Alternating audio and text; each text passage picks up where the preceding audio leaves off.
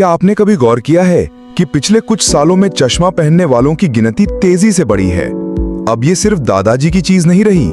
आज के 7 साल के बच्चे से लेकर 30 साल के युवा तक सब चश्मे में दिखते हैं। कोचिंग क्लास, कॉर्पोरेट ऑफिस या कॉल सेंटर, हर जगह चेहरे पर एक कॉमन चीज है, चश्मा। लेकिन ये अचानक हुआ कैसे? क्या हमारी आंखें वाकई इतनी तेजी से कमजोर हो रही हैं, या फिर इसके पीछे कुछ गहरे कारण हैं? चलिए आज आपको बताते हैं आंखों की उस अनकही कहानी को जो करोड़ों जिंदगियों को धीरे धीरे बदल रही है। भारत की जनसंख्या है लगभग 142 करोड़ साल 2024 के अनुसार, और हैरान करने वाली बात यह है कि करीब 27 से 30% भारतीय चश्मा या कॉन्टैक्ट लेंस का इस्तेमाल करते हैं, यानी लगभग 38 से 42 करोड़ लोग। अब ये कोई मामूली आंकड़ा नहीं है। हेल्थ एक्सपर्ट्स का मानना है कि 2030 तक ये आंकड़ा 50 करोड़ को पार कर जाएगा। अब उम्र के हिसाब से समझते हैं। 0 से 5 साल 1 से 2%, जन्मजात दोष, स्क्रीन एक्सपोजर। 6 से 17 साल 15 से 20%, मायोपिया, ऑनलाइन क्लासेस और गेमिंग। 18 से 40 साल 25 से 35%, मोबाइल और लैपटॉप का ज्यादा उपयोग।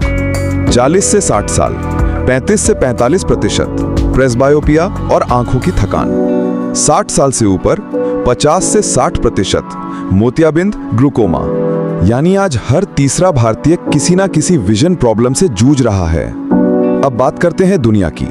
WHO के अनुसार दुनिया में लगभग 220 बिलियन यानी 220 करोड़ से ज्यादा लोग विजन इंपेयरमेंट का शिकार हैं, और 2050 तक ये आंकड़ा 500 करोड़ को पार कर सकता है।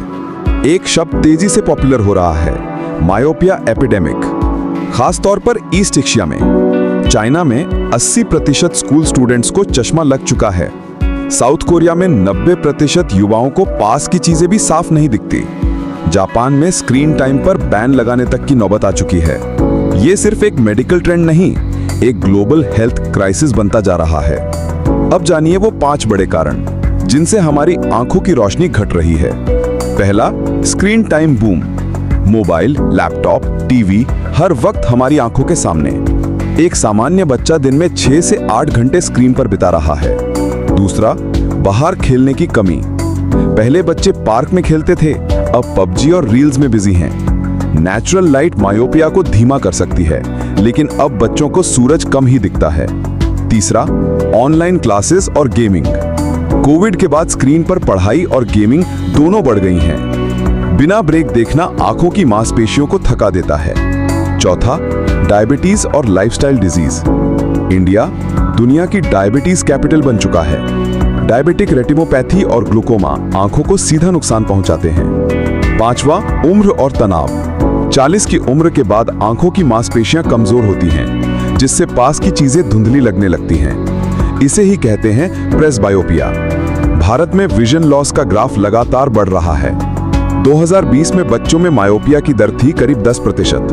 2025 तक ये बढ़कर 25 से 30% हो जाएगी, और 2030 तक हर तीसरे बच्चे को चश्मा लगने की आशंका है।